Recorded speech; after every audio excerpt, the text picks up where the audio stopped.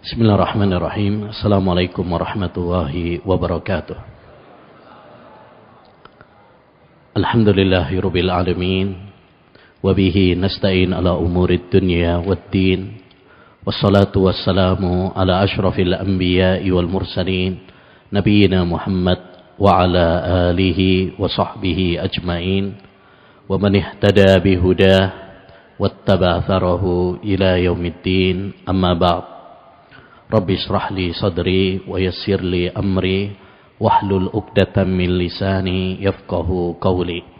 Allahumma inna nas'aluka ilman nafi'a wa rizqan thayyiba wa amalan mutaqabbala.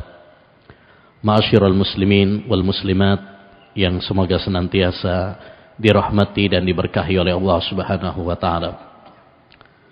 Kita bersyukur kepada Allah Subhanahu wa taala yang telah banyak memberikan nikmat kepada kita semuanya.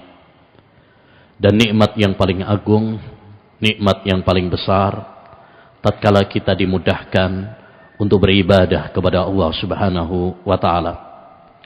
Tidak ada nikmat yang lebih besar daripada kita dimudahkan oleh Allah Subhanahu wa taala bisa beribadah kepada Allah Subhanahu wa taala. Oleh karenanya hendaknya bagi kita untuk mensyukuri nikmat Allah Subhanahu wa taala. Karena dengan syukur Allah akan menambahkan nikmatnya kepada kita. Allah akan melanggengkan nikmatnya kepada kita. La in syakartum la azidannakum. Kalau kalian bersyukur, aku akan tambahkan nikmatku atas kalian. Ma'asyiral muslimin wal muslimat, para jemaah Masjid Namirah yang semoga senantiasa dirahmati dan diberkahi oleh Allah Subhanahu wa taala. Insyaallah taala pada kesempatan malam yang berbarakah ini kita akan belajar bersama mengenai satu tema yang sangat penting hari-hari ini, yaitu tentang mencari kunci rezeki di tengah krisis ekonomi. Kita tahu bahwa beberapa pekan yang lalu sudah diumumkan oleh pemerintah akan adanya kenaikan BBM yang ini akan berdampak kepada perekonomian, melonjaknya harga-harga barang dan seretnya pekerjaan rezeki. Oleh karenanya kita belajar bersama bagaimana menghadapi situasi ini sesuai dengan panduan Islam.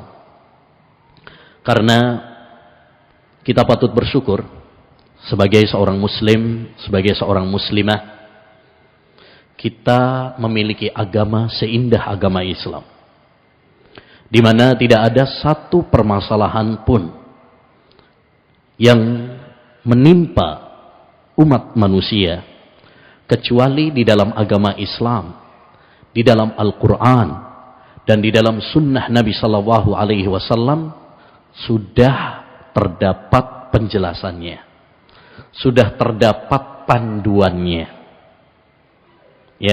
dan inilah kehebatan agama Islam. Semua permasalahan yang dibutuhkan oleh hamba, ada penjelasannya, ada panduannya. Tinggal kita mau mengikuti apa enggak. Tinggal kita mau mempelajari apa enggak. Ma'asyiral muslimin wal muslimat, para jemaah yang semoga dirahmati oleh Allah Subhanahu wa taala. Melonjaknya harga-harga barang yang berefek kepada perekonomian tentu membuat risau kebanyakan masyarakat. Bukan hanya pada zaman kita saja. Di zaman Nabi sudah ada kenaikan harga-harga barang, sehingga para sahabat pun mengadu kepada Nabi Sallallahu Alaihi Wasallam. Mereka mengatakan kepada Rasulullah Sallam, ya Rasulullah, khalasi'ru fasa'ir lana. Wahai Rasulullah, harga-harga menjadi mahal. Jadi ada kenaikan wahai Rasulullah. Maka tetapkanlah harga untuk kami. Artinya kenaikan harga-harga barang itu bukan hanya sekarang saja. Sejak dulu sudah ada. Ya. Tapi bagaimana kita menyikapinya? Ini yang insyaallah taala akan kita kaji bersama. Ya, supaya apa? Supaya kita di dalam menyikapi situasi ini betul-betul dalam koridor Islam. Sesuai panduan yang digariskan oleh Islam, oleh Al-Quran, oleh Rasulullah sallallahu alaihi wasallam. Bukan menghadapinya dengan emosional, ya, yang hanya mengakibatkan, ya, kerusakan, kegalauan, kerisauan. Ya, banyak orang sekarang pusing 7 keliling, stres, galau. Bahkan ada yang bunuh diri karena himpitan ekonomi. Ada yang lebih parah lagi, mengorbankan agamanya, tauhidnya karena tekanan ekonomi. Dia mengetuk pintu-pintu para dukun. Dia pergi ke kuburan-kuburan minta, ya, kekayaan, minta rezeki, pesugihan kepada mereka dan lain sebagainya. Oleh karenanya, ma'asyiral muslimin rahimani wa rahimakumullah, sangat penting bagi kita untuk membahas masalah ini sesuai pandangan agama Islam. Karena sekali lagi, Islam adalah agama yang mampu menjawab semua tantangan dalam hidup ini. Islam adalah agama yang mampu memberikan solusi dalam setiap permasalahan, problematika yang menimpa, ya, umat manusia. Sebagaimana Allah Subhanahu wa taala berfirman di dalam Al-Qur'an surat Al-Maidah ayat 3, Al-yauma akmaltu lakum dinakum wa atmamtu alaikum ni'mati wa raditu lakumul islama dina. Pada hari ini, yaitu maksudnya adalah hari diturunkannya ayat tersebut, yaitu hari Arafah, hari Jumat, saat Nabi SAW melakukan wukuf di Arafah pada saat Hajjatul Wada tahun 10 Hijriah. Ya, pada hari ini aku telah sempurnakan agama kalian. Aku telah sempurnakan nikmatku atas kalian, dan aku ridho Islam sebagai agama kalian. Ayat ini menunjukkan kepada kita bahwa Islam itu adalah agama yang sempurna. Ya, membahas semua permasalahan yang dibutuhkan oleh hamba. Dan ini sudah disaksikan oleh para sahabat, murid-murid madrasah Nabi Muhammad SAW. Mereka menjadi saksi-saksi hidup bagaimana Nabi SAW telah bersikeras menyampaikan risalah Allah Subhanahu wa taala kepada umat manusia. Dalam riwayat At-Tabarani dengan sanad yang sahih bahwasanya sahabat Abu Dzar Al-Ghifari, semoga Allah meridhoinya, pernah mengatakan, tarakana Rasulullah sallallahu alaihi wasallam wa ma ta'irun yuqallibu janahaihi illa wa huwa yadhkuru lana minhu ilma. Rasulullah sallallahu alaihi wasallam wafat meninggalkan kami, dan tidak ada seekor burung pun yang mengepakkan sayapnya kecuali Rasulullah telah menjelaskan ilmunya kepada kami. Artinya semua permasalahan sudah dijelaskan oleh Rasulullah. Sampai masalah-masalah yang kecil sekalipun sudah dijelaskan oleh Nabi. Jangankan masalah perekonomian, jangankan masalah politik, sosial, kesehatan, ya, masalah akidah, ibadah, akhlak. Orang masalah buang hajat saja itu dibahas dalam agama Islam, diatur di dalam agama Islam. Maka kita sebagai seorang muslim, sebagai muslimah, patut bangga, gembira, bersyukur ketika kita dipilih oleh Allah Subhanahu wa taala sebagai seorang muslim dan muslimah. Ya, enggak usah minder Kalau kita sebagai seorang muslim, kita patut bangga, senang, gembira, ya, ketika kita dipilih oleh Allah sebagai seorang muslim. Kadang ada sebagian orang itu apa? Malah minder, malu ketika dia berstatus sebagai seorang muslim. Ini adalah kekeliruan yang sangat fatal. Kita harus senang, kita harus bangga, gembira, karena nikmat Islam adalah nikmat yang paling berharga, lebih daripada dunia dan isinya. Kata Allah Subhanahu wa taala, "Qul bi fadlillahi wa bi rahmatihi fabidzalika falyafrahu huwa khairum mimma yajma'un." Katakanlah, dengan rahmat dan karunia Allah Subhanahu wa taala hendaknya mereka bergembira. Karena nikmat Islam, nikmat iman itu jauh lebih baik daripada dunia yang mereka kumpulkan. Jadi kita ketika mendapatkan hidayah Islam, ketika mendapatkan hidayah iman, itu jauh lebih baik daripada apa? Harta-harta, jabatan, tahta yang kita kumpulkan. Makanya perlu digarisbawahi sebelum kita bahas tentang kunci rizki. Banyak orang ketika mendengar kata rizki, yang terngiang dalam pikirannya masalah duit, cuan, fulus. Ya, kalau disebut kata rizki, yang ada dalam benaknya, pikirannya hanya masalah apa? Duit. Padahal ada rizki yang lebih istimewa daripada itu, yaitu rizki, ya, iman, rizki ilmu yang bermanfaat, yang mengantarkan kita kepada kenikmatan yang abadi, yaitu surga Allah Subhanahu wa taala.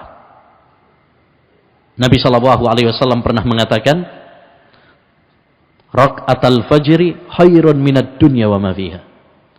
2 rakaat yang dilakukan oleh seorang hamba sebelum sholat subuh, yaitu sholat qobliyah subuh itu, kata Nabi apa? Lebih baik daripada dunia dan isinya. Lebih baik daripada dunia dan isinya. Maka ma'asyiral muslimin wal muslimat rahimani wa rahimakumullah, hendaknya bagi kita semuanya untuk bersyukur kepada Allah Subhanahu wa taala atas nikmat-nikmatnya kepada kita, atas rizki-rizkinya kepada kita, baik rizki harta maupun yang lebih penting daripada itu, yaitu rizki Islam, rizki iman, rizki ilmu yang bermanfaat. Taib, ma'asyiral muslimin rahimani wa rahimakumullah. Sebelum kita bahas tentang, ya, permasalahan kunci rizki, perlu kita ketahui bahwasanya Islam adalah agama yang sempurna, yang membahas semua permasalahan termasuk masalah apa? Ekonomi. Jadi jangan kira Islam itu cuma bahas masalah sholat, puasa, zakat, haji, hubungan antara seorang hamba dengan Allah saja. Tidak. Islam itu membahas semua permasalahan, termasuk masalah, yaitu apa? Hubungan antara seorang hamba dengan hamba, antara seorang hamba dengan hamba. Oleh karenanya, ayat yang paling panjang di dalam Al-Quran itu membahas tentang apa? Hutang piutang. Di akhir-akhir surat Al-Baqarah, di akhir-akhir surat Al-Baqarah, Allah membahas tentang apa? Ayat hutang piutang. Menunjukkan kepada kita bahwa Islam itu bukan hanya sekedar membahas masalah hubungan antara seorang hamba dengan Allah saja, tapi juga membahas tentang hubungan seorang hamba dengan sesama. Ya. Dalam masalah ekonomi, Islam telah membahasnya. Karena ekonomi itu dibangun di atas 2 hal. Pertama, pintar dalam mencari harta. Ya. Tentang masalah ini, Allah Subhanahu wa taala telah membuka lebar-lebar segala pintu untuk mencari rizki, mencari harta, selagi tidak bertentangan dengan agama. Ya, Islam mengasih kebebasan. Makanya para ulama mengatakan hukum asal pekerjaan itu adalah apa? Boleh, halal. Ya, karena Islam tidak membatasi. Ketika Nabi SAW ditanya, Ayyul kasbi afdal, wahai Rasulullah, pekerjaan apa yang paling mulia itu? Nabi enggak menjawab tani, dagang, jahit, ya, enggak. Tapi Nabi menjawab apa? Analur rajuli biyadih. Seorang bekerja dengan tangannya. Seorang bekerja dengan tangannya, apapun profesinya. Begitu juga dalam surat Al-Jum'ah ayat 10, Allah mengatakan, "Fa idza qudiyatis shalah fantashiru fil ardi wabtaghu min fadlillah." Apabila selesai salat Jumat, maka bertebaranlah kalian di muka bumi dan carilah rizki Allah Subhanahu wa taala. Allah menyuruh kita untuk mencari apa? Rizki, tapi enggak membatasi harus kerja ini, harus kerja itu. Silahkan. Makanya dulu para ulama rahimahullah ta'ala macam-macam profesinya. Ya, ada seorang ulama itu bahkan namanya itu dikasih gelar tentang profesinya. Ada misalkan Khalid Al-Hadza, tukang sepatu. Al-Hadza, tukang sepatu. Ada Al-Hubbaz, tukang roti. Ada Az-Zayyat, tukang minyak. Ya. Ada Al-Khayyat, penjahit. Artinya apa? Bahwa para ulama itu kerjanya beda-beda. Ada yang dagang, ada yang tani, ya, ada yang jahit, apapun.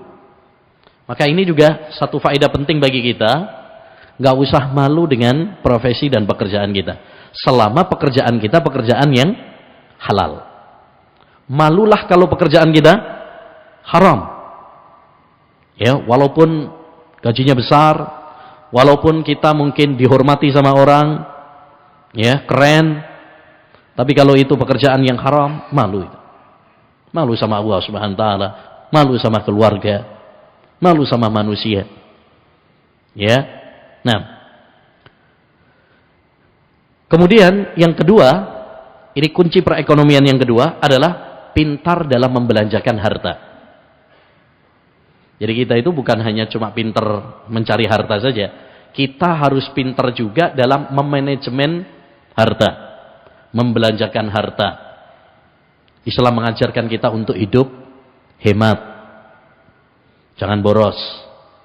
Tapi juga jangan pelit. Ya. Perhatikan kata Allah Subhanahu wa taala dalam Al-Qur'an surat Al-Furqan ayat 67 ketika mensifati hamba-hamba yang beriman, ibadur rahman, kata Allah, walladzina idza anfaqu lam yusrifu wa lam yaqturu wa kana baina dzalika qawama. Dan orang-orang yang beriman itu apabila mereka membelanjakan harta, mereka tidak boros. Ini enggak boleh boros. Boros itu melampaui batas dari kebutuhan. Menteng-menteng ya, habis dapat arisan, wah, langsung belanja ini, belanja itu, habis, Pak. Ya, besok tinggal gigit jari doang. Ini berarti tidak pintar dalam memanajemen harta. Ya. Makanya satu kaidah penting dalam belanja yang harus kita perhatikan adalah belanjalah sesuai kebutuhan. Jangan belanja sesuai keinginan. Kalau kita belanja sesuai keinginan, pengennya diborong kabeh. Ya, sampean ke misalkan mall atau ke ya mana gitu, pengennya dibeli semuanya tuh. Oh, lihat iki, ya, bagus ini. Pengen ini, pengen. Kalau ngikuti pengen semuanya pengen. Tapi yang harus kita pikirkan adalah kita butuh enggak? Ya, belanjalah sesuai kebutuhan, jangan belanja sesuai apa? Keinginan. Ya, kita butuh apa enggak? Coba kita perhatikan ketika kita pas puasa itu ya. Ya. Pas orang mau buka itu pengennya apa? Balas dendam. Ya, wah, pengennya tuku itu beli itu. Nanti pas buka apa bisa kemakan semuanya? Enggak, teler juga. Ya, karena perut ini ada batasannya juga. Itu menunjukkan tidak semua yang kita inginkan ya harus kita apa? Beli. Nah, jadi tapi juga kata Allah SWT, walam yakturu. Mereka juga tidak pelit. Jadi jangan sampai dengan alasan nggak boleh boros, akhirnya kita apa? Pelit, medit. Wes kita harus hemat. Akhirnya istrinya cuma dikasih uang belanja sehari 5.000 tok. Harus hemat. Ya. Kalau zaman dulu mungkin cukup Pak ya. Zaman dulu. Ya. Zaman kakek kita, mbah kita, buyut kita, mungkin cukup. 5.000 itu sudah dapat banyak. Tapi zaman sekarang, ya 5.000 oleh ya sundui pentol tau ya. Nah, intinya, ma'asyiral muslimin rahimani wa rahimakumullah, ya kita nggak boleh boros, tapi juga nggak boleh apa? Pelit, sedang-sedang. Sesuai dengan apa? Kebutuhan. Begitu Islam mengajarkan kepada kita. Baik, masalah yang kedua. Apa faktor yang menyebabkan harga-harga bisa melambung tinggi? Kok bisa naik? Ini harus kita pahami. Kenapa barang-barang bisa melambung tinggi? Ya, kenapa minyak goreng kok bisa melambung tinggi? Kenapa kadang-kadang cabai kok bisa ya mahal banget? Ya. Segala sesuatu pasti ada penyebabnya. Dan penyebab itu ada dua.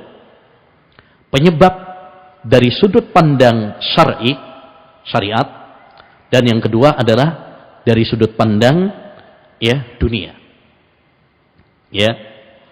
Kalau kita memandangnya dari sudut pandang syariat, hendaknya kita menyadari bahwa semua musibah sebabnya adalah karena dosa.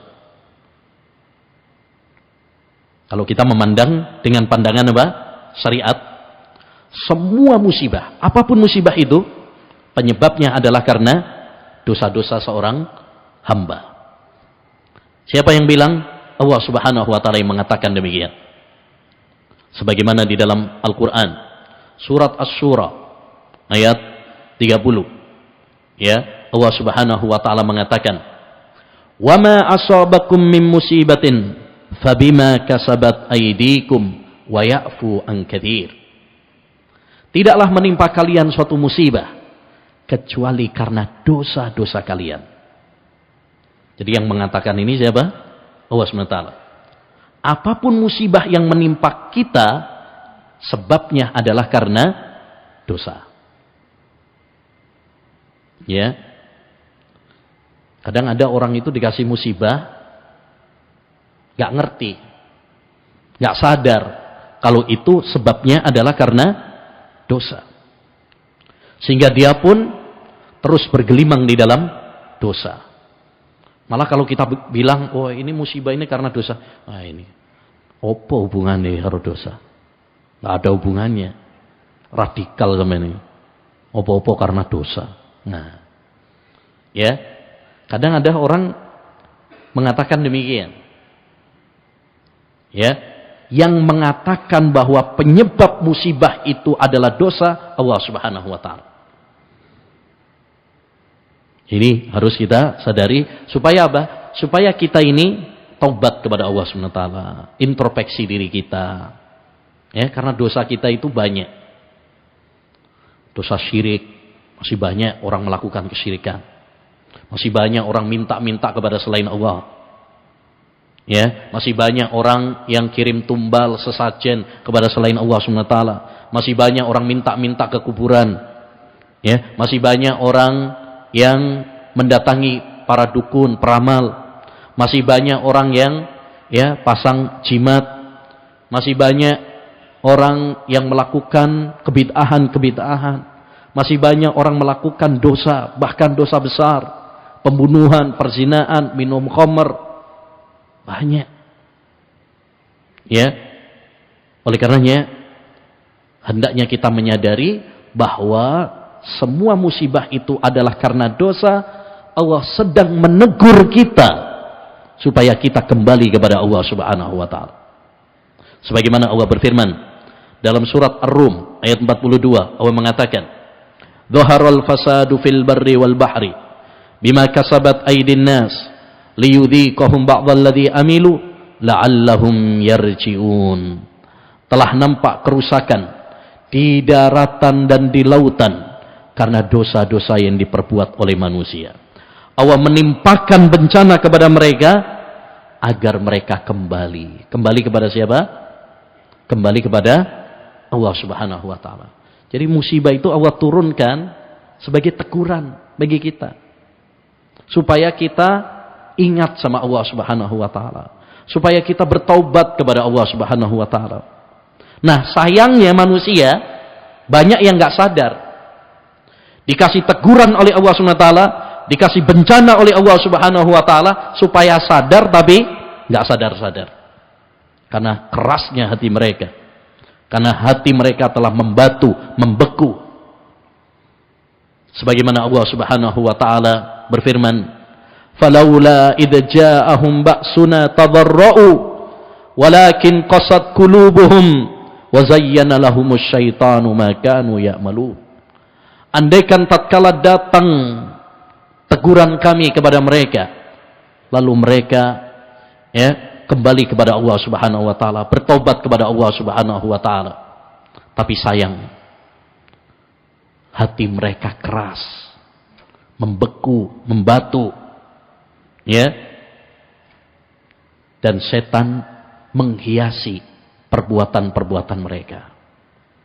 Jadi, ma'asyiral muslimin, maksiat itu memiliki pengaruh, termasuk pengaruh dalam perekonomian. Ya, kata Syekh Ibnu Utsaimin rahimahullah, beliau mengatakan, demi Allah, sesungguhnya kemaksiatan itu sangat berpengaruh pada keamanan suatu negeri, kenyamanan dan perekonomian rakyat. Jadi ini faktor pertama dari sudut pandang apa? Syariat. Dari sudut pandang ilmu dunia, ya, ilmu ekonomi, ya, yang dipelajari oleh manusia, melambungnya harga-harga itu ada banyak faktor. Di antaranya adalah karena ya kenakalan para pedagang yang nimbun barang. Makanya dalam Islam nggak boleh nimbun-nimbun apa? Barang ketika dibutuhkan. Kata Nabi sallallahu alaihi wasallam, la yahtakiru illa khati'. Tidak ada yang menimbun barang kecuali orang yang berdosa. Ya, kayak dulu ada yang nimbun misalkan apa itu? Ya, minyak goreng akhirnya mahal. Ada yang nimbun pas Covid itu, apa itu? Oksigen, ya, untuk oksigen itu mahal akhirnya. Ya, demikian juga awal-awal masker, sanitizer ditimbun. Ya, penimbunan itu yang mengakibatkan sebagian barang akhirnya mahal. Atau juga karena musibah. Ya, sehingga gagal panen. Misalkan cabai, ada hujan, gagal panen. Langkanya barang itu menyebabkan apa? Barang-barang kemudian menjadi mahal. Ya, itu dari sudut pandang ilmu apa? Dunia, ilmu ekonomi. Ya, ilmu ekonomi. Tapi yang paling penting bagi kita adalah yang pertama, dari sudut pandang agama, bahwa semua itu adalah karena dosa-dosa. Bahkan yang masalah ekonomi pun kita sebenarnya kembali kepada masalah pertama. Ketika menimbun itu juga karena dosa. Ya, karena zalim yang melakukan hal yang dilarang di dalam syariat. Baik. Kemudian masalah berikutnya, bagaimana panduan Islam menghadapi kenaikan harga-harga barang. Ada beberapa panduan yang ditawarkan oleh Islam, yang dijelaskan oleh Islam dalam menghadapi hal ini. Ini penting supaya kita menghadapi sesuai dengan petunjuk Islam. Kita kalau ngikuti aturan Islam itu tenang, Pak. Tapi kalau kita nggak ngikuti aturan Islam, akhirnya apa? Ya tadi pusing, tujuh keliling, galau, stres, ada yang bunuh diri, atau juga ada yang akhirnya emosi, ngamuk-ngamuk, demo di mana-mana. Apakah seperti itu diajarkan di dalam agama Islam? Kita lihat bagaimana panduan Islam menghadapi ujian ini. Pertama, kita harus optimis. Kita harus yakin bahwa Allah Subhanahu wa taala pasti akan memberikan rizki kepada kita. Sebagai orang muslim dan muslimah, kita harus yakin yang namanya rizki itu sudah ditetapkan oleh Allah Subhanahu wa taala. Bahkan sebelum kita lahir, kita sudah ditetapkan rizkinya. Allah Subhanahu wa taala berfirman di dalam Al-Qur'an, surat Hud ayat 6. "Wa ma min dabbatin fil ardi illa 'ala Allahi rizquha." Tidak ada di muka bumi ini satu makhluk pun kecuali Allah Subhanahu wa taala yang menanggung rizkinya. Kita nggak bakalan mati sampai jatah rizki kita komplit. Kata Nabi sallallahu alaihi wasallam, "La tastabti'ur rizqa, fa innahu la yakun 'abdun liyamuta hatta yablugha akhir rizkin huwalah fa ajmilu fit talab." Kata Nabi sallallahu alaihi wasallam, jangan kalian merasa rizki kalian lambat. Karena tidak ada seorang pun yang meninggal dunia sampai jatah rizkinya komplit untuknya. Ada sebuah cerita, kisah, ada orang kepleset ke sumur. Masuk sumur. Alhamdulillah ada yang lihat. Akhirnya ditolong. Setelah ditolong, alhamdulillah selamat, dikasih minum, sama dikasih jajan, roti, derdek Orang kalau habis musibah ini. Selesai makan roti sama minum air putih, yang nyelamatin tadi nanya, "Ya apa sampean kok bisa masuk sumur ini, gimana ceritanya?" Dia cerita, "Tadi itu saya begini loh, gini." Nah, dia praktekin, akhirnya kepleset temenan, Mbak, kecebur meneh, kecebur lagi. Kali ini nggak ketolong, udah meninggal. Apa yang bisa kita petik dari kisah tersebut? Yang pertama tadi terselamatkan, dia masih hidup. Kenapa? Ada jatah rizki yang belum komplit untuknya, yaitu sepotong roti dan air putih untuknya. Ada jatah rizki yang belum sempurna untuknya. Setelah sempurna rizkinya, udah tamat riwayatnya. Berarti rizki dia sampai di situ aja. Jadi ini yang harus kita yakini, bahwa masalah rizki sudah ditakdirkan oleh Allah Subhanahu wa taala, bahkan sebelum kita lahir di dunia. Kita nggak akan mati sampai jatah rizki kita komplit untuk kita. Kemanapun kita bersembunyi, kemanapun kita berlari, rizki akan datang menghampiri kita. Nabi sallallahu alaihi wasallam mengatakan, "Lau anna ibna Adam haraba min rizkihi kama yahrabu minal mauti, la adrakahu rizkuhu kama adrakahul maut." Andaikan anak Adam itu lari dari rizkinya sebagaimana dia lari dari kematian, ya, rizki akan datang menghampirinya, sebagaimana kematian pasti akan menghampirinya. Walau kita tidak tahu di mana alamat rizki kita, yakinlah rizki tahu persis alamat kita. Dia akan datang kepada kita. Ya, maka tidak perlu khawatir tentang jatah rizki kita. Pernah dikatakan kepada seorang ulama, yaitu Abu Hazim, ya, ketika harga-harga barang melonjak pada zamannya, apa kamu tidak khawatir, wahai Abu Hazim? Kata beliau, kenapa saya khawatir dengan kenaikan harga barang? Allah Subhanahu wa ta'ala yang memberikan rizki kepada saya saat harga-harga murah, dialah juga yang akan memberi rizki kepada saya ketika harga-harga menjadi mahal. Jadi kita punya siapa? Allah Subhanahu wa ta'ala yang Razzaq, zat yang maha memberi rizki. Ini harus selalu kita hadirkan supaya kita apa? Tawakal kepada Allah, bergantung kepada Allah Subhanahu wa ta'ala. Jangan kalah sama, ya, sama hewan. Hewan saja tidak khawatir tentang rizkinya. Nabi SAW mengatakan, "Lau annakum tawakkaluna 'ala Allahi haqqa tawakkulih la ruziktum kama yurzaqut tayr yahdu himasa wa yaruhu bitana." Andaikan kalian bertawakal seperti tawakalnya burung, niscaya kalian akan diberi rizki seperti burung diberi rizki. Perhatikan burung, kata Nabi. Pagi hari dia keluar dalam keadaan keroncongan, lapar.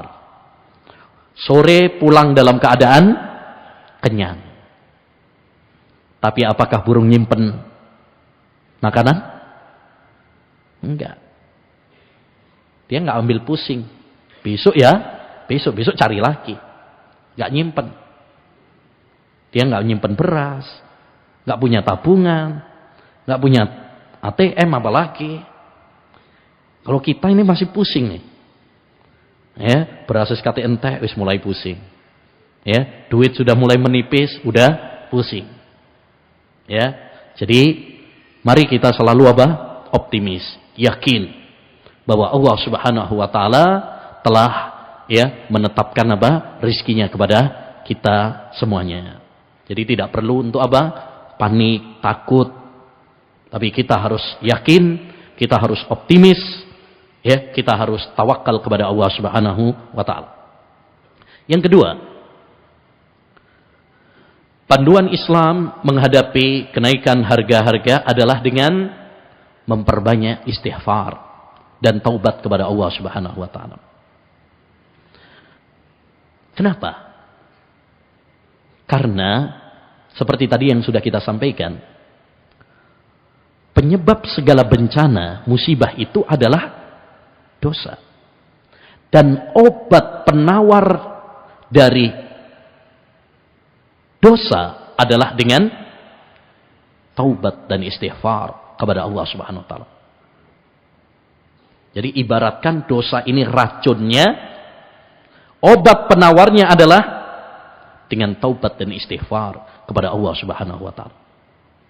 Makanya sahabat Ali bin Abi Thalib pernah mengatakan, "Ma nazala bala'un illa bidzanbin wa ma rufiya illa bitaubah." Tidaklah turun sebuah musibah kecuali karena sebab dosa. Dan tidaklah diangkat musibah itu kecuali karena taubat kepada Allah Subhanahu wa taala. Ya. Jadi musibah itu turun karena bencana itu turun karena dosa. Dan bencana itu tidak akan dicabut oleh Allah SWT kecuali kalau kita bertaubat dan memohon ampun kepada Allah Subhanahu wa taala. Para ulama menjelaskan kepada kita bahwa istighfar, taubat itu adalah kunci pembuka rizki. Dalilnya firman Allah dalam surat Nuh ayat 10 sampai 12. Allah Subhanahu wa taala berfirman, "Faqultu astaghfiru rabbakum innahu kana ghaffara yursilis samaa'a 'alaikum midrara wa yumditkum bi amwali wa banina wa yaj'al lakum jannat wa yaj'al lakum anhara." Kata Nabi Nuh pernah mengatakan kepada kaumnya,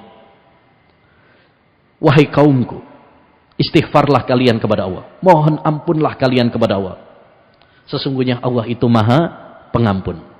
Terus, apa manfaatnya kalau kalian istighfar? Yursilis samaa alaikum midrara. Allah akan turunkan hujan yang deras kepada kalian. Wa yumditkum bi amwal. Allah akan memberikan harta yang melimpah kepada kalian. Wa banin, dan anak. Nah ini kalau misalkan ada sepasang suami istri yang udah nikah belum dikaruniai anak, perbanyak istighfar, perbanyak taubat kepada Allah Subhanahu wa taala. Wa yaj'al lakum jannati wa yaj'al lakum anhara, dan Allah akan menganugerahkan kepada kalian ya sawah-sawah, maksudnya sawahnya hasil panennya ya seperti yang diinginkan, dan Allah juga akan memberikan sungai-sungai yang mengalir untuk kalian. Pernah diceritakan ada seorang datang kepada Hasan Al-Basri. Dia mengeluhkan tentang desanya yang kering, paceklik. Maka Hasan Al-Basri mengatakan, istighfarlah. Lalu ada orang lagi datang kepada beliau, mengadu, dia udah lama nikah tapi belum dikaruniai anak. Kata Hasan Al-Basri, istighfarlah. Datang orang ketiga, mengadu juga, ya, sulit cari lapangan pekerjaan, ya, seret rezekinya. Kata Hasan Al-Basri, istighfarlah. Akhirnya ada muridnya tanya sama Hasan Al-Basri, wahai imam, 3 orang datang ya mengadu permasalahan yang berbeda-beda, tapi jawabannya sampean apa? Sama. Istighfar, istighfar, istighfar. Kenapa demikian? Kata beliau, itu bukan dari saya jawaban itu. Itu dari Allah Subhanahu wa taala. Beliau membacakan ayat ini sebagaimana Allah berfirman dalam surat Nuh. Dan ini juga yang diwasiatkan oleh Ja'far As-Shadiq. Ini keturunan Ahlul Bait, keturunan Ali bin Abi Thalib. Beliau mengatakan kepada muridnya Sufyan Ats-Tsauri, "Idzastabta'tar rizqa fa aksiril istighfar."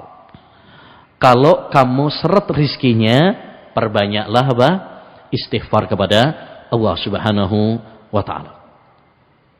Jadi panduan yang kedua adalah dengan memperbanyak apa?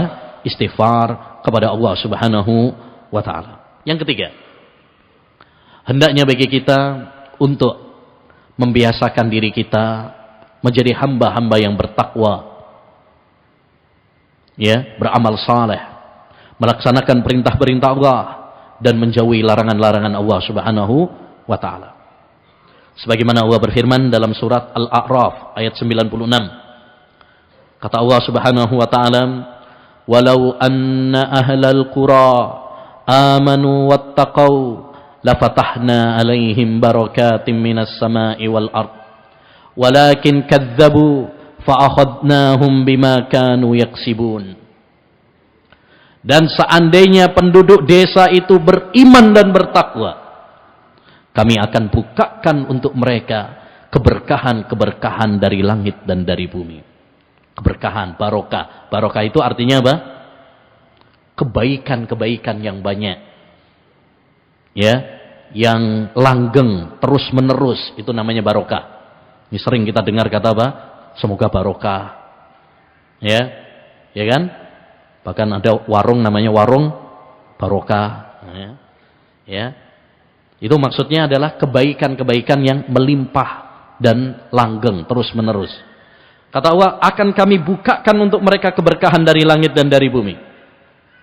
Walakin kadzdzabu, tetapi sayang mereka mendustakan. Fa'akhadnahum bima kanu yaksibun. Akhirnya kami pun menyiksa mereka karena sebab perbuatan mereka. Jadi ingat, kenapa Allah menurunkan bencana? Karena perbuatan mereka. Allah itu nggak pernah zalim. Ya, nggak pernah zalim kepada hambanya. Ketika Allah turunkan bencana, ya karena kezaliman hamba itu sendiri. Demikian juga Allah berfirman dalam surat At-Talaq ayat 2 dan 3. Kata Allah Subhanahu wa taala, "Wa may yattaqillah yaj'al lahu mahraja wa yarzuqhu min haitsu la yahtasib."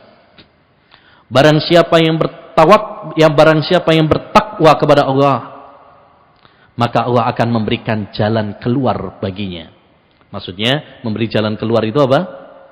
Kalau dia ada permasalahan, kesusahan, kesulitan, akan dikasih kemudahan oleh Allah. Ada aja jalan keluarnya. Ya. Segala permasalahan yang menimpanya, kalau orang itu bertakwa, akan dikasih kemudahan oleh Allah. Terus kata Allah apa? Wa yarzuqhu min haitsu la yahtasib. Siapa yang bertakwa kepada Allah, Allah akan kasih rizki kepadanya dari arah yang tidak diduga-duga. Ini menunjukkan kepada kita bahwa takwa itu adalah kunci apa? Rizki, Pak. Kalau kita bertakwa kepada Allah Subhanahu wa taala, ya, dengan sebenar-benarnya takwa, maka Allah akan memberikan rizki kepada kita. Tapi apa itu takwa? Ini penting. Takwa bukan cuma sekedar di bibir saja. Kita sering dengar kata takwa. Sering kita dengar para khotib mengatakan, ya, saya wasiatkan kepada diri saya dan kepada para jamaah sekalian untuk bertakwa. Sering kita dengar ada masjid namanya masjid takwa, majelis taklim, takwa baju, takwa, bahkan di Kediri ada tahu takwa. Ada, Pak. Nah, tapi takwa itu bukan cuma sekedar apa? Nama. Yang paling penting adalah bagaimana kita mewujudkannya dalam kehidupan kita. Apa itu takwa? Takwa adalah seorang melindungi dirinya dari api neraka. Takwa itu artinya melindungi secara bahasa. Artinya dia melindungi dirinya dari api neraka dengan cara melaksanakan perintah-perintah Allah dan menjauhi larangan-larangan Allah Subhanahu wa taala. Apapun yang Allah perintahkan, dia kerjakan. Allah merintahkan dia sholat, dia kerjakan. Allah nyuruh dia puasa, dia kerjakan. Allah nyuruh dia sedekah, dia kerjakan. Ya, Allah melarang dia durhaka kepada orang tua, dia tinggalkan. Allah melarang dia minum khamar, zina, mencuri, membunuh, dia tinggalkan. Itu namanya apa? Takwa kepada Allah Subhanahu wa taala. Seorang, ya, melindungi dirinya dari api neraka dengan melaksanakan perintah-perintahnya dan menjauhi larangan-larangannya, ya, dengan ikhlas dan sesuai dengan petunjuk Rasulullah sallallahu alaihi wasallam. Keempat, panduan keempat dalam menghadapi, ya, ujian ekonomi adalah dengan melatih diri kita untuk selalu ridho, syukur, ya, qanaah. Apa qanaah itu? Merasa cukup dengan apa yang telah Allah berikan kepada kita. Rezeki yang telah Allah berikan kepada kita, kita syukuri. Ya. Kita merasa cukup dengan apa yang telah Allah Subhanahu wa taala berikan kepada kita. Dan inilah qanaah, syukur, ridho, ya, kunci orang kaya. Kalau kita pengen jadi orang kaya, Pak, gampang. Resep orang kaya itu mudah. Yaitu kalau kita menjadi hamba-hamba yang qanaah. Sebagaimana kata Nabi alaihi salatu wassalam, "Warda bima qasamallahu lak takun ahnan nas." Dan ridholah kamu dengan apa yang telah Allah rizkikan kepadamu, niscaya kamu menjadi orang paling kaya. Jadi kalau mau jadi orang, pengen jadi orang kaya itu gampang. Kuncinya apa? Qanaah. Sampean kalau qanaah, gaji walaupun 1 juta, 2 juta, 2 juta disyukuri, ya, kita ridho, rela, tenang, bahagia. Tapi kalau kita itu tamak, tidak qanaah, tidak syukur kepada Allah Subhanahu wa taala, berapapun gaji kita nggak akan cukup.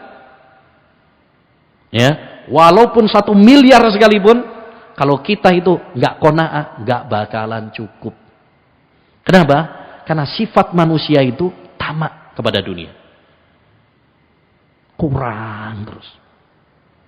Sebagaimana kata Nabi Shallallahu Alaihi Wasallam, "Lau anna libni Adam wadiyani minad dhahab labtagha salisa." Andaikan anak Adam itu memiliki 2 lembah emas, dia akan cari yang ketiga. Padahal sudah punya 2 lembah emas. Kurang apa coba? Tapi karena tamak masih cari yang ketiga. Nanti kalau sudah dapat yang ketiga, cari lagi yang keempat. Gak ada selesainya. Makanya pertandingan, perlombaan yang tidak ada garis finishnya, itu adalah pertandingan apa? Mencari dunia.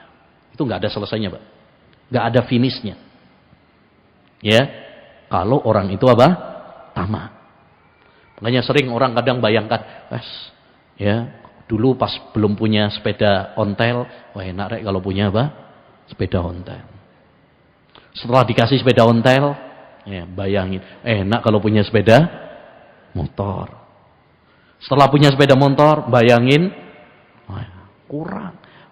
Pengennya punya mobil. Setelah punya mobil, nggak cukup lagi. Pengennya pabriknya mobil. Ya, nggak ada selesainya. Kalau nuruti apa? Hawa nafsu nggak ada selesainya. Sampai kata Nabi SAW, orang itu nggak akan merasa cukup dengan dunia sampai mulutnya disumpel dengan tanah kuburan. Artinya apa? Kalau udah mati baru, ya, baru tamaknya kelar. Karena manusia sifatnya tadi tamak. Makanya kita harus belajar apa? Menjadi hamba-hamba yang bersyukur, ridho, qanaah. Ya, dan perlu kita perhatikan supaya kita menjadi hamba-hamba yang bersyukur, ya. Lihatlah dalam masalah dunia kepada orang yang lebih bawah dari kita. Kepada orang yang lebih melarat dari kita. Jangan melihat kepada yang lebih atas. Itu kunci kalau kita pengen bersyukur. Kalau kita pengen qanaah. Lihatlah kepada yang lebih melarat. Jangan melihat kepada yang lebih atas. Sampean kalau sering lihat itu kalau di mana? Di YouTube misalkan, lihat sing didelok rumahnya sultan misalkan. Wah. Ya, sultan ini, sultan itu. Sampean kalau lihat kayak gitu, sampean bandingkan rumah sampean, kono apa-apa nih. Akhirnya apa? Ya. Hanya sumpek. Ya, sumpek. Ya. Tapi kalau sampean lihat kepada yang lebih melarat, masih banyak yang lebih melarat daripada kita. Ya, masih banyak yang rumahnya aja masih ngontrak, masih numpang sama mertua. Ya. Masih banyak kalau kita bisa makan 3 kali masih banyak. Ya, yang untuk makan sekali saja susah, utang sana, utang sini. Dan sejarah membuktikan bahwa krisis ekonomi yang kita hadapi sekarang ini, ternyata kalau kita bandingkan dengan krisis ekonomi zaman dulu, nggak ada apa-apanya. Kita masih lebih enak. Coba perhatikan apa yang digambarkan oleh Imam Ibnu Katsir. Pada tahun 281 Hijriah, terjadi kekeringan melanda di kota Roy. Harga-harga melambung tinggi, penduduk dalam kesulitan, sampai mereka memakan sebagian yang lain. Bahkan ada seorang laki-laki yang memakan anak laki-laki atau perempuannya. Saking krisis ekonomi yang mengerikan, sampai anak dewe dimakan, Pak. Pada tahun 334 Hijriah di kota Baghdad, harga-harga melambung tinggi hingga para penduduknya makan mayat, kucing, anjing. Di antara mereka ada juga yang menculik anak-anak lalu memanggang dan memakannya. Rumah-rumah ditukar dengan sepotong roti. Tahun 426 Hijriah di Mesir, harga barang melambung tinggi hingga orang-orang makan bangkai, mayat dan anjing. Ada seorang laki-laki yang membunuh bayi dan para wanita. Ia mengubur kepala dan belulangnya, kemudian menjual dagingnya. Ketika laki-laki tersebut terbunuh, dagingnya juga dimakan. Jadi dulu dia makan bangkai, setelah dia mati, dagingnya pun dimakan. Pada saat itu tidak ada seorang pun yang berani menguburkan mayat pada siang hari. Mereka hanya berani menguburkan pada malam hari. Kenapa? Takut kuburannya dibongkar dan mayatnya dimakan. Ngeri ya. Artinya kalau kita mau membandingkan, nah ini alhamdulillah kita walaupun bukan berarti kita juga pengen ya, semua orang nggak pengen lah harga barang itu melambung tinggi, ya. Tapi kita harus melihat kepada tadi agar kita menjadi orang-orang yang bersyukur, lihat kepada yang lebih melarat, lihat kepada yang lebih parah daripada kita melakukan hal-hal yang tidak ada faedahnya, ya. Yang terakhir, panduan Islam menghadapi hal ini adalah hendaknya kita ya, hidup sederhana, menjauhkan diri dari pemborosan dan mewah-mewah. Ini tadi sudah kita sampaikan bahwasanya di dalam ekonomi itu ada dua. Satu, pintar dalam mencari harta, dan dua, pintar dalam mengelola harta. Yaitu kita harus hemat, tidak boleh boros, tapi tidak boleh pelit juga.